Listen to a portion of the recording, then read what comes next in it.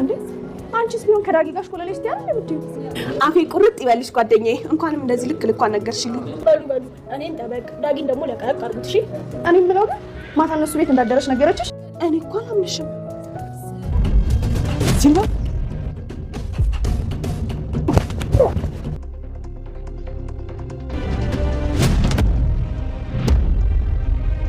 ከዚህ በኋላ እስከዛሬ አይተን አታውቅም ሲምባ ትተዋውቋል አባዬ እንዴት ነህ ደህና ነህ አይደል አይዞሽ ደህና ነኝ እንዴት ዶክተሩ እኮ ነገ ነው ማየት የምትችሉት ብሎ ነበር እኮ ግን ደግሞ አንተ በጥሉ እያገገምክ ነው ዶም እኮ ብረት እንደሆነ ካቃለን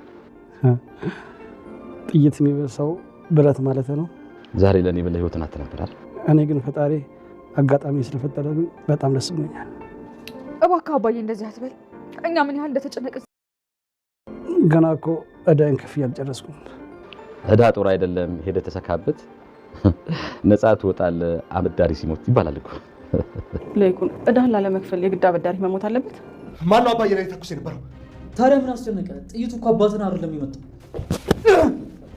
ዳዳቱ ተሰማዩ አደጋ ላይ ነው የተሰማዩ አደጋ ላይ ነው ማለት ምን ማለት ነው እንዴ ድጋሚያቱ ተሰማ ለመጨረስ የሆነ ሆስፒታል ያስተልኳል ሲመስለኝ ሰውየው አዲስ ሰው ነው ዶክተር መስሎ ነው እዚህ የተገኘው ምንድነው ጋሽ የተፈጠረ ችግር አለ እንዴ እስኪ ጩና አርፈሽ ተቀመጪ ገና በስርዓት ራሱ እኮ ተድሬ ያልገባውበት ቤት ነው እስኪ ባክሽ አታካብሽ እንደም ጩና ልክ ነች ትንሽ መወጣው ዛለች አለበስ ዛሬ ነው ዛሬ ኦሆ እቴ የገረ አማችሽ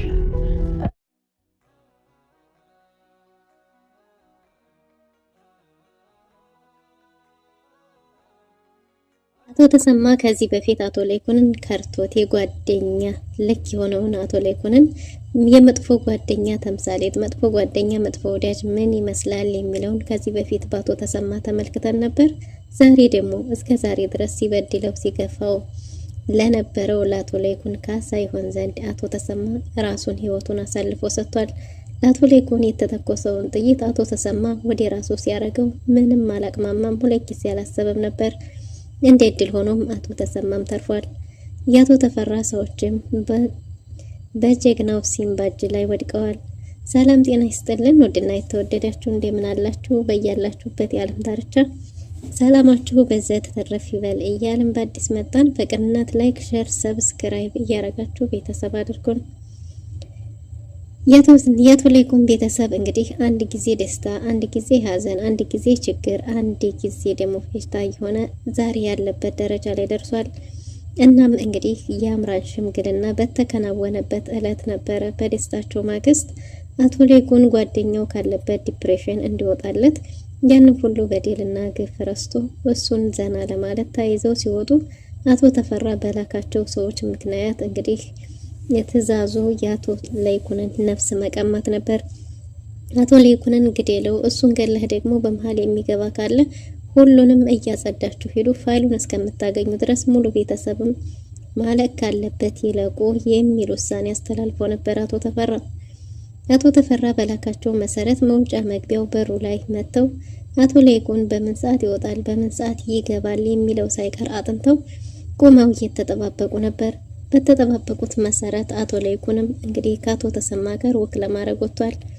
አቶ ለይኩን በወጣበት ጊዜ ከጓደኛው ጋር ሞቅ ያለ ጨዋታ ይዞ ስለነበረ አቶ ተሰማ አቶ ለይኩንን አይ ዛሬ እንኳን ምንም ደስ እያለኝ አይደለም ባንወጣ ይሻል ነበር ቢለም ግን ደግሞ ደብሮስ ስለመሰለው አይ ሁልጊዜ ቤት ውስጥማ መቆዘም የለብንም አንዳንድ ጊዜ ወተን ፈታ ማለት ይኖርብናል በዛ ላይ ደግሞ ከዚህ በኋላ እኔ ሄድኩበት ቦታ ሁሉ አንተ አለ ብቻህን አልተውህም እያለ ጓደኛውን እያጽናና ታይዘው ሄደው ነበር።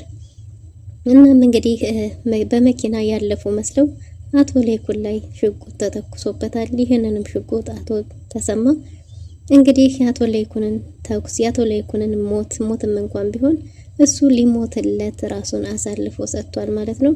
በዚህን ጊዜ እንግዲህ አቶ ተሰማ ራሱን ስቶ በወደቀበት ጊዜ አቶ ለይኩን የድረሱልኝ ጥሪ ድምጽ አሰምቶ ነበር።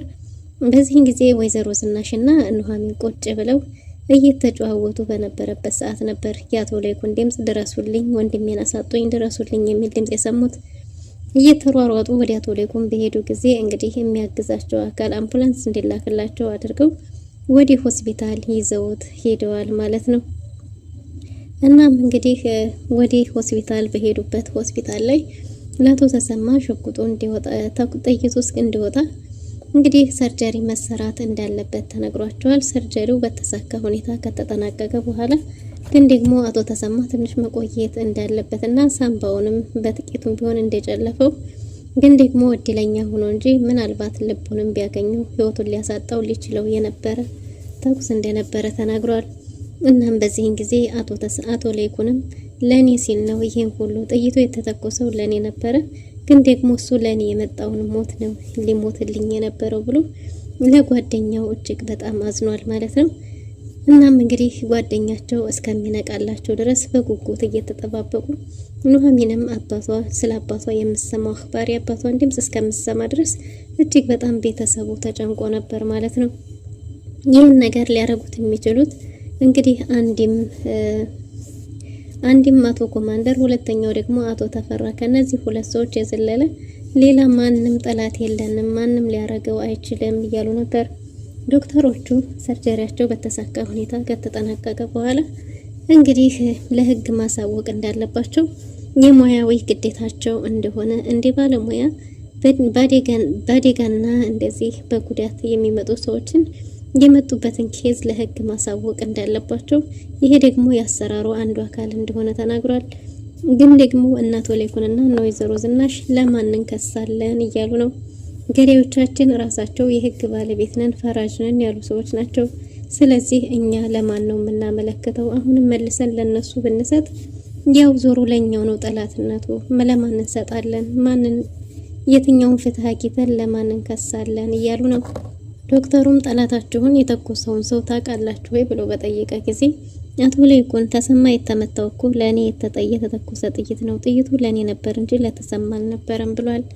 እናም በዚህን ጊዜ እና የጣላችሁትን ታቋታላችሁ ማለት ነው በተባለም ጊዜ የጠላቶቻቸው የህግ አካላቶች እንደሆኑ ተናግረዋል ማለት ነው። ስለዚህ አሁንም ወስደን ብንሰጥ ምናልባትም በእነዚህ ሰዎች የተላኩ ሰዎች ሊሆኑ ይችላሉ። በዛ ላይስ ደግሞ ለኛ ፍርድ የሚሰጠን ማን ነው? እናም ስለዚህ ካላስቸገርንህ እባክህ ሪፖርቱ ትንሽ ቢዘገይ ያለውን ነገር እስከምንጣራ ድረስ ቢቆይ የሚል ሀሳብ ሰጥተዋል። እንግዲህ ዶክተሩም የግል ዶክተራቸው በመሆኑ አሰራሩ እንግዲህ እንደዚህ ቢሆንም ግን ደግሞ በእናንተ ላይ የሚያመጣው ችግር ካለ መታገስ እችላለሁ ብሎ በሀሳባቸው ተስማምቷል ማለት ነው። እናም እንግዲህ አቶ ተፈራ አሁንም በዲል መሳካት አለመሳካቱን ኢንስፔክተር ዳዊትን ያ ማለት ያቶ ኮማንደርን የልጁን ጮኛ የገደለውን ማለት ነው እንግዲህ እሱ ከዚህ በፊት ያቶ ኮማንደር የቀኝ እጁ ተላላኪው አድርግ የሚያለውን የሚፈጽም ቢሆንም አሁን ግን እሱን ከርቶ ያቶ ተፈራ ሆኗል ማለት ነው። ያቶ ኮማንደር አቅም መዳከሙን ሲያቅ መሸነፉን ሲያቅ አይሸነፍም ጠንካራ ክንድ ያለው መደገፊያ ይሆነኛል ብሎ ወደ ያሰበው ወደ ያቶ ተፈራ ተሸጋግሮ አሁን ላይ ያቶ ተፈራ ተላላኪ ሆኗል ማለት ነው። በዚህን ጊዜ ናሆምና ሲምባ ምን ማድረግ እንዳለባቸው አዲስ እንግዲህ እቅድ እየነደፉ ይገኛሉ። በዚህም እቅድ የተነሳ ሲምባ ከዚህ በኋላ ራሴን መደበቅ ወይም መለወጥ ያለብኝ አይመስለኝም፣ ፊት ለፊት እጋፈጣቸዋለሁ፣ እየተረፈ ይተርፋል፣ የሞተ ይሞታል፣ በጭራሽ ልፈራቸውም ሆነ ራሴን ልደብቅ አይገባም እያለ ነው። ናሆም እንደዚህ መሆን የለበትም፣ ሌላ ስልት መጠቀም አለብን እንጂ በዚህ መንገድ አይሆንም እያለ ነው። ነገር ግን ደግሞ ሲምባ በጭራሽ በቅቶኛል፣ ከዚህ በኋላ እኔ ድብብቆሽ መጫወት ደክሞኛል ብሏል። ናሆም በዚህ መንገድ መሆን የለበትም ባለ ጊዜ በቃ እያፈገፈክ ከሆነ አንተ ይቅርብህ የሚል ሀሳብ አንስቶ ነበር። ግን ደግሞ ናሆም በጭራሽ ፈርቶም ወይም ወደ ኋላ ብሎ ሳይሆን እነዚህን ሰዎች ሌላ በስልታዊ እንጂ በጉልበት የሚጋፈጡት ሰው እንዳልሆነ አቶ ተፈራ ተናግሯል ማለት ነው። እናም እንግዲህ ሲምባ በአቋሙ እንደጸና ይገኛል። ናሆምም ከሲምባ ጎን እንደሚቆም ቃል ገብቷል። በዚህን ጊዜ አቶ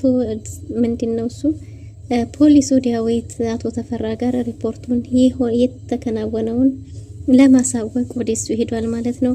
ወደሱ በሄደ ጊዜ አቶ ለይኩን በተሳካ ሁኔታ ተሸኘ ቢልም አቶ ለይኩን ሳይሆን የተመታው አቶ ተሰማ እንደሆነ እሱም ቢሆን ወደ ሆስፒታል እንደገባና እንደተረፈ ተናግሯል ማለት ነው። በዚህን ጊዜ አቶ ኮማንደሩ እጅግ በጣም ተናዷል። አቶ ተፈራ ማለት ነው። ስለ አቶ ኮማንደሩ መረጃ እንዲያመጣና ነገሮችም እንዲያጣራ ቢላክም ኮማንደሩ እንግዲህ ወደ አርባ ምንጭ እንደተሰደደ ከአቶ ተፈራ ለመራቅ እንደተሰደደ ተናግሯል። በዚህን ጊዜ ያለበትን ሆቴልና አንዳንድ አድራሻዎች አጣርቶ እንዲነግረውም ትዕዛዝ ሰጥቷል። ይሄ ብቻ አይደለም፣ የፍርድ ቤት ትዕዛዝ ይዞ ሄዶ በህገ ወጥ የተጻፈ የፍተሻ ፍቃድ ወረቀት ይዞ ሄዶ የአቶ ለይኩን ቤት እንዲፈትሽና ሰነዱን ከዛ ቤት እንዲያወጣ የዛን ቤተሰብ ሙሉ በሙሉ እንዲያጸዳ ትዕዛዝ ተሰጥቶታል። ይህም ብቻ አይደለም፣ ስለ ሲምባ ተናገር በተባለ ጊዜ ስለ ሲምባ ምንም ለመናገር በፈራበት ሚስጥር ደብቀኛል ተብሎ በጥፊ ተመቷል። አይ ፖሊስ! ይህም ብቻ አይደለም፣ ሲምባንም በህይወት እያለ ይዘህልኝ ና ቶሎ ተብሎ ትዕዛዝ ተሰጥቷል። ግን ደግሞ የኮማንደሩን ልጅ ጮኛ የገደለው ዳዊት እንደሆነና ሲምባ እንዳልገደለው ጭምር የራሱ ሚስጥርም ሳይቀር ተናግሯል ማለት ነው። እናም እንግዲህ ዳዊት በታዘዘው መሰረት ከአክተፈራ ጋር እየተገናኘ ባለበት ጊዜ ሲምባ ተከታትሎ ደርሶበታል ማለት ነው። እናም እንግዲህ አቶ ተፈራና ዳዊት ተገናኝተው ያወሩት ከመርማሪ ፖሊስ ጋር ያወሩት ነገር ቢኖር እንግዲህ አቶ ተሰማን ባለበት አፍነው እንዲገሉትና የአቶ ለይኩንም ጉዳይ ቀጣይ እንደሆነ ሲምባን ደግሞ በህይወት ፊት ለፊቱ ይዞለት እንዲሄድ እስከዛሬ ድረስ ማንም የደፈረኝ ሰው የለምና እሱን የተደፈረኝ እሱ ደግሞ እዚህ ድረስ መምጣት አለበት የሚል አጠር ቆምጠጥ ያለ ትዕዛዝ ሰጥቷል ማለት ነው። በዚህም ትዕዛዝ መሰረት እንግዲህ ተስማምተው ከአቶ ተፈራ ጋር በተለያየበት ጊዜ ሲምባ መንገድ ላይ አይቶት ነበር። ሲምባን መንገድ ላይ ባገኘበት ጊዜ ትዕዛዜ ተፈጸመልኝ ብሎ ጀብድነት ተሰምቶት ሽጉጥ ሊተኩስበት ቢልም ሲምባ ግን ቀድሞ ዘርሮታል። ሲምባ አንድ ባይሆን ኖሮ የሲምባ አይነት ሁለት ቢኖሩ እንግዲህ የእናቶ ተፈራ አይነቶችን አጽድተው ይጨርሱ ነበር። ታዲያ ምን ዋጋ አለው? እናም እንግዲህ በዚህ አጋጣሚ ድብደባስ ብቻ ሳይሆን አቶ ዳዊት ታግቷል። ሲምባ አቶ ዳዊትን ሲከታተል በነበረበት ጊዜ እንደ እናትም እንደ አባትም ሆኖ ያሳደጋት የሚወዳት ልጅ መኖሯንም አውቋል። ልጅቷንም አግቶ እንግዲህ ሙሉ መረጃውን ማግኘት ችሏል ማለት ነው። ግን ደግሞ ዳዊት እንግዲህ መጋፈጥ ከሌለባችሁ ሰው ጋር ተጋፍጣችኋል። አቶ ተፈራ እንደ ኮማንደሩ አይደለም፣ በጭራሽ ልትችሉት አትችሉም። ኮማንደሩም እሱን ፍራቻ ታገር ተሰውሯል። ስለዚህ እናንተም ቢቀርባችሁ ይሻላል እያለ ነው። የኮማንደሩን መፈርጠት ቀድሞ ሲምባ አውቆ ነበር። ምክንያቱም ሲምባ ከፋንቱ ጋር ስለሚደዋወል የዛን ቤት መረጃ ሙሉ በሙሉ ያገኛል። አሁን ላይ ይሄ ፖሊስ ተብዬ ከአቶ ተፈራ ጋር እየሰራ እንደሆነም አውቋል ማለት ነው። ሲምባ ከዚህ በኋላ ማንንም የሚፈራው ነገር እንደሌለና መደበቅም እንደማይፈልግ ግዴታ እንግዲህ ፊት ለፊት ሊጋፈጣቸው እንደወሰነ ቆርጧል ማለት ነው። ስልኩን ተቀብሎ ስለነበረ የመርማሪ ፖሊሱን አንዳንድ መረጃዎችንም ማግኘት ችሏል። በሌላ በኩል የአምራን ሰርግ በጉጉት እየተጠበቀ ነው።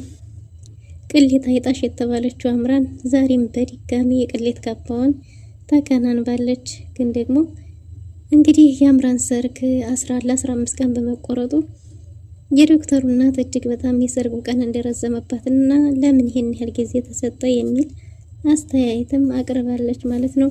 ግን ደግሞ የአቶ ለይኩን ቤት በዚህ ሁኔታ ላይ ሆኖ የኔ ሰርግ አይደገስም የሚል ስጋትም ለአምራን ፈጥሮባታል። አምራንና ሪች ሰላም አውርደዋል። ሪች ከዚህ በኋላ በኤርሚያስ ጉዳይ እንደማትገባና ሁሉንም ነገር እንዳስተካከለች ከዚህ በኋላ ኤርሚያስ የሚባል ሰው እንደሌለ ልጇን ደግሞ የምታገኘው እሷ በአቋሟ ከጸናችና ራሷን ከቀየረች ብቻ እንደሆነ እስከዛ ድረስ ግን ልጇን ሊያሳያትም እንደማይፈልግ ተነጋግረዋል ማለት ነው። በሌላ በኩል አምራን ሚዜ አድርጋታለች። ግን ደግሞ ይሄንን ሚዜነት ለመሳተፍ ግዴታ ወይዘሮ ዝናሽንም ይቅርታ መጠየቅ አለባት። ምክንያቱም ለወይዘሮ ዝናሽም ሆነ ለአቶ ለይኩን የነገረቻቸው ነገር ለነሱ የሚመጥንና መስማት የሌለባቸውን መጥፎ የሆኑ ተግባራቶችን ተናግራለች። በዚህም የተነሳ ራሷ ሪችም ይሄው ተግባሯ አሳፍሯት ነበር። ግን ደግሞ ለእኔም ይቅርታ አድርገዋል። እንኳን አንቺ በወሬ ደረጃ እኔ በተግባር ያንን ቤተሰብ ብዙ ነገር እንኳን በድዬ ለእኔ ይቅርታ ማድረግ ከቻሉ ለአንቺ ይህም ማድረግ አይከብዳቸውም እያለች ነው። መርማሪ ፖሊሱን ሲምባና ናሆም ሆነው አግተውት የሚገባውን ያህል ቅጣት ቢሰጡትም ግን ደግሞ ሚስጥር አላወጣም ብሎ እምቢ ብሎ ነበር። በዚህ ሁኔታ ላይ እያለ እንግዲህ ምንም ችግር የለም አንተን ከነ ሚስጥርህ እንሸኛለን፣ ግን ደግሞ የምታሳዝነው ያቺ እንደ እናትም እንደ አባትም ሆነ ያሳደግካት ቆንጆ ልጅ ነው ብለው በልጁ አስፈራርተውት ሙሉ ሚስጥሩን ለመናዘዝ ቃል ገብቷል። ኑሐሚን ሲደክማት ወደ ቤት በመጣችበት ጊዜ አቶ ላይኩን ጓደኛው ብቻውን እንዳይሆን ሂዶ ነበር። ግን ደግሞ እሱ ብቻ ሳይሆን ሁላቸውም ሰብሰብ ብለው አቶ ተሰማ ከሰርጀሪው ስለነቃ እሱን ለመጠየቅ ሄደው ሰብሰብ ባሉበት እንግዲህ አቶ ተሰማ ይሄ ለአቶ ላይኩን ከሚገባው ትንሹ ነገር እንደሆነ ግን ደግሞ ቢሞትም እንኳን በደስታ እንደነበረ ይሞት የነበረው ይሄ ለዲያው ትንሿ ክፍያ እንደሆነች ተናግሯል። ግን ደግሞ አቶ ላይኩን በጭራሽ እንዲህ መሆን የለበትም፣ አበዳሪም አንድ ቀን እኮ አበዳሪ ሲሞት ተበዳሪ ነፃ ይወጣል፣ የኔ ሞት ከሆነ ያስፈለገህ እያለ ነበር። ግን ደግሞ ሞቱን ለመሞት ቃል ገብቶ እስከ ዛሬ ድረስ አንተ ለዋልክልኝ ውለታ ይሄ ምንም እንደሆነ ተናግሯል ማለት ነው። ግን ደግሞ አቶ ተሰማ እንደዛ አይናይ እንዴት ተባለ እንዴት ተጠላ ሁሉ አሁን ደግሞ የጓደኝነት ልክን ተምሳሌትን አንድ ሰው ከልቡ ሲወድ እንግዲህ ምን ያህል ዋጋ እስከምን ድረስ እንደሚከፍል ማሳያ ሆኗል ማለት ነው።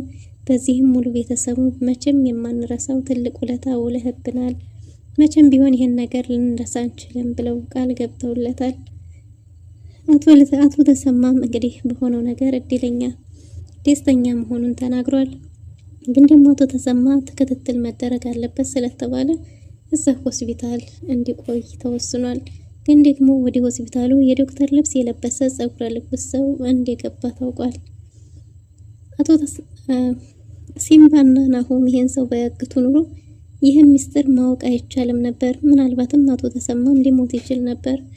ነገር ግን ሲምባ ባገተው ሰው ስልኩን ይዞ ስለነበረ አጋጣሚ ስልክ ሲደወል የመርማሪ ፖሊሱን ስልክ አንስቶት ነበር። እናም እንግዲህ ወደ አቶ ተሰማ ጋር እንዲሄድና አቶ ተሰማ ጋር እሱን ለመግደል እንደማይመች እዛ ሰዎች ሰብሰብ ብለው እንዳሉ ተናግሯል ማለት ነው። በዚህን ጊዜ ናሆም ደውሎ አቶ ተሰማን ሊጠብቁት እንደሚገባ ካጠገቡ ሰው እንደማይጠፋ ተናግረዋል። አቶ ላይኩንም ይሄንን በሰማ ጊዜ እጅግ በጣም ተደናግጦ ወደ ሰኩሪት ካሜራ በሄዱ ጊዜ ጸጉረ ልውጥ ሰው የእውነትም እንደገባና በቁጥጥር ስር እንዲውል ተደርጓል። ወይዘሮ ዝናሽ እጅግ በጣም ፈርታለች። ፋይሉ ከሆነ ፋይሉን እንመልስና የሰላም ኑሯችንን እንኑር ቢባልም አቶ ላይኩን ግን በጭራሽ እስከ ሞት ድረስ ዋጋ ቢያስከፍልም እንኳን ልከፍል እችላለሁ እንጂ በጭራሽ በዚህ ልስማማ አልችልም ብሎ አሻፈረኝ ብሏል። አቶ ተሰማም ላይኩን ቢተው እንኳን ይህን ጉዳይ እኔም አልተውም እያለ ይገኛል። መርማሪ ፖሊሱም እንግዲህ የሶሊን እጮኛ እሱ እንደገደለ የገደለውም ደግሞ በራሱ ፍቃድ ሳይሆን በኮማንደሩ ትዕዛዝ እንደሆነ ሲናዘዝ በምስል ተቀርጿል። ይህም ብቻ አይደለም ወደ እነሱ የላከውም አቶ ተፈራ መሆኑንም ጭምር ተናግሯል ማለት ነው። በሌላ በኩል አምራን ሚዜዎቿን ሰብስባ ዘና ፈታ እያሉ ሚዜዎቿም እንግዲህ ለሷ ደስታ ይሆናል ብለው ወዝ ሲሉ ድንገት የዶክተሩ እናት ከች ብለዋል። አምራን በድንጋጤ ነው ፈጧል። ከዚህ በኋላስ ምን ሊፈጠር ይችላል የሚለውን በቀጣይ ክፍል ይዘን የምንመጣ ይሆናል። ለዛሬ የነበረን ቆይታ ይመስል ነበር። መልካም ጊዜ